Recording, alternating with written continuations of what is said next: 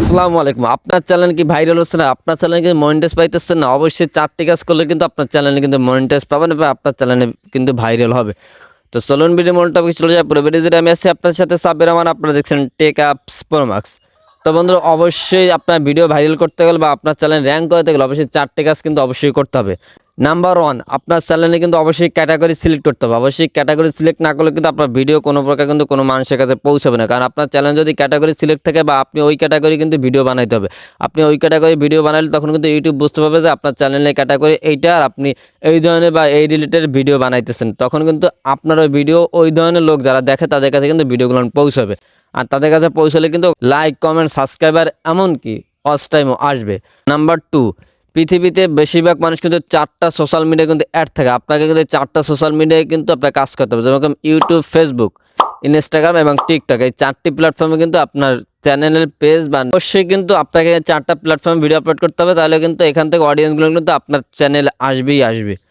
Number 3, long ভিডিওর পাশাপাশি কিন্তু শর্ট ভিডিও আপলোড করতে হবে। কারণ শর্ট ভিডিও যদি আপলোড করেন সেক্ষেত্রে কিন্তু আপনার কিন্তু বেশি ভিউ এবং লাইক আসবে এবং আপনার অডিয়েন্স বেশি আসবে। কারণ শর্ট ভিডিওর মাধ্যমে কিন্তু বর্তমানে ইউটিউবে, ফেসবুকে প্রত্যেকটা সোশ্যাল মিডিয়ায় কিন্তু শর্ট ভিডিওর অডিয়েন্স কিন্তু বেশি।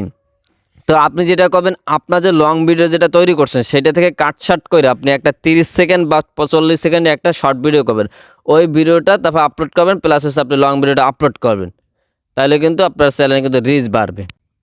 নাম্বার 4, আপনার যেটা করতে হবে ওই যে শর্ট ভিডিও যখন আপনি ওয়াইটি স্টুডিওর মাধ্যমে যখন আপনি কাজ করতে যাবেন তখন আপনি ওইখানে দেখবেন রিলেটেড ভিডিও নামে একটা অপশন আছে। আমি আপনার স্ক্রিনে দেখাই দিচ্ছি, আপনি দেখলে বুঝতে পারবেন।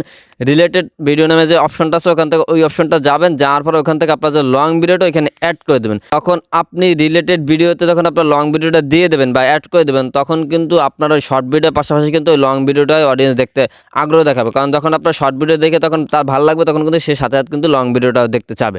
তো আশা করি বুঝতে পারছেন, আপনি যদি 4টি কাজ করেন অবশ্যই কিন্তু view, subscriber, watch time, like, comment এগুলো কিন্তু আসবেই আসবে। আর অবশ্যই কিন্তু আপনার টাইম টু টাইম মেনটেন কাজ করবেন। অবশ্যই প্রত্যেক সপ্তাহে না হলে 3টা 4টা ভিডিও দেওয়া চিন্তা করবেন।